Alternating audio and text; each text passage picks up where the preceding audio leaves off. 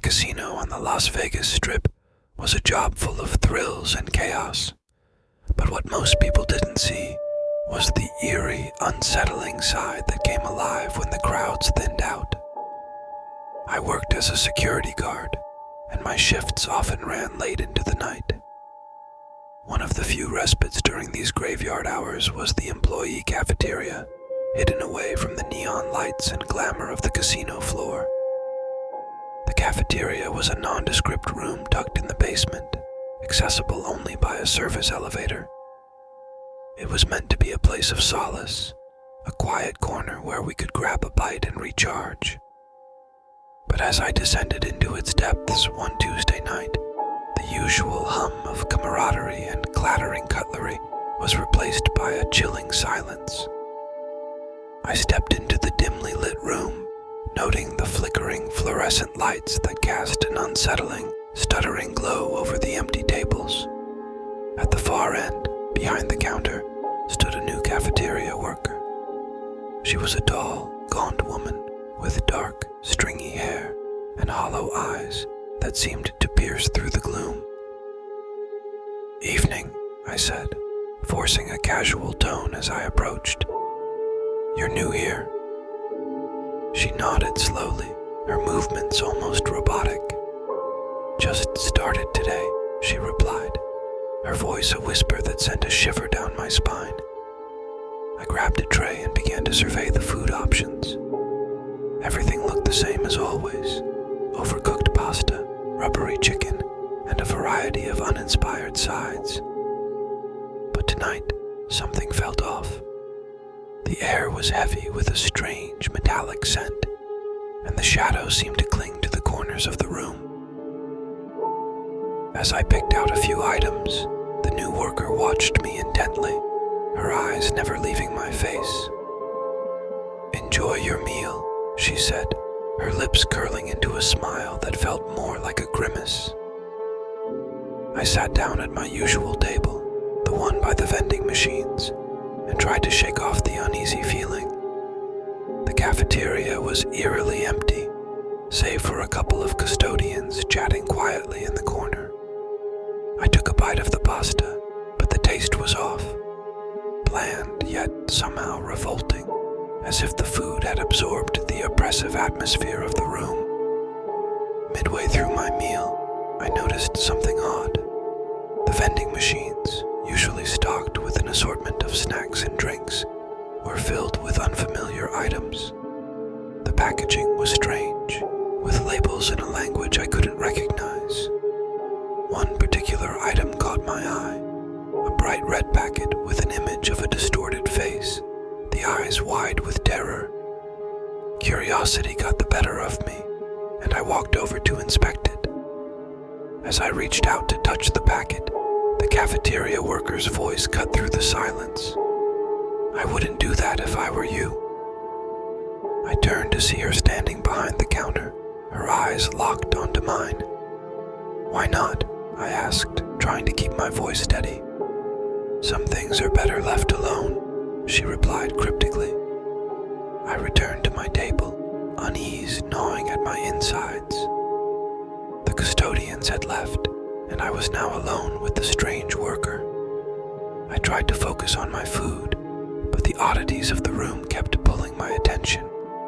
The shadows seemed to move, stretching and writhing like living entities. Suddenly the lights flickered and went out, plunging the cafeteria into darkness. Panic surged through me, but before I could react, the emergency lights kicked in, casting a dim, red glow over the room. In the eerie light, I saw them, figures, barely more than shadows, moving along the walls. They were human-shaped, but distorted, their limbs elongated and their movements jerky. I blinked, hoping it was a trick of the light, but they didn't disappear. I glanced at the cafeteria worker, expecting her to be as alarmed as I was, but she just stood there, watching me with an unsettling calmness. "What's going on?" I demanded, my voice trembling. "Welcome to the other side of the casino," she said, her tone almost mocking. "The side that most people never see."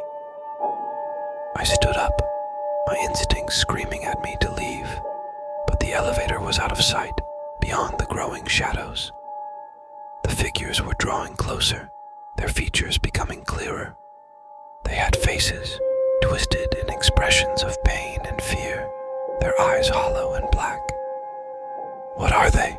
I asked, backing away towards the counter. "Lost souls," the worker replied, her smile widening. "People who came here seeking fortune and lost everything. The casino keeps their spirits trapped, feeding off their despair." My mind raced, trying to process her words. It sounded impossible, like something out of a horror movie, but the evidence was right in front of me. The figures were almost upon me, their whispers filling the air with a cacophony of sorrow and rage. Desperation took over. I grabbed a kitchen knife from behind the counter and brandished it towards the approaching shadows. "Stay back," I yelled, though I doubted the knife would do much against whatever these things were. The worker laughed, a chilling sound that echoed through the cafeteria. "You can't fight them. They are part of this place, and so are you now." Ignoring her, I sprinted towards the elevator, my heart pounding. The figures reached out, their cold, ethereal hands brushing against my skin, leaving a trail of icy numbness. I slammed the button for the elevator repeatedly, praying for it to arrive before the shadows consumed me. Finally, the doors opened with a ding.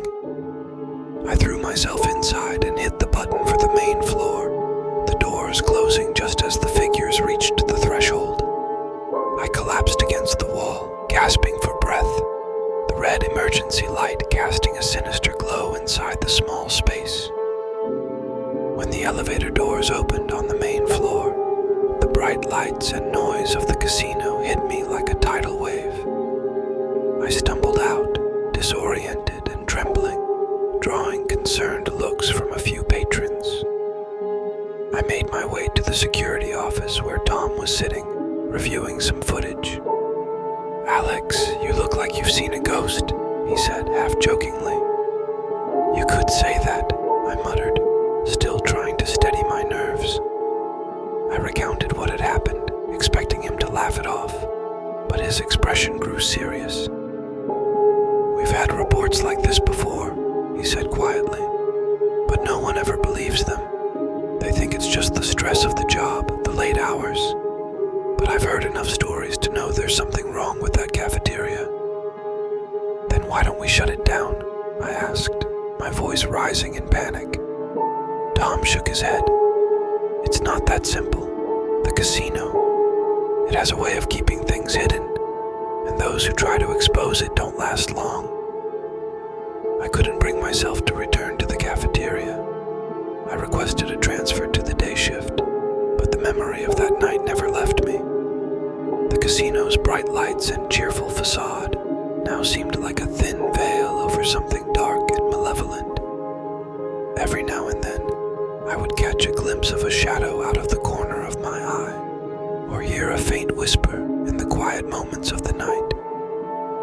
And I would remember the faces of those trapped souls, doomed to wander the halls of the casino forever.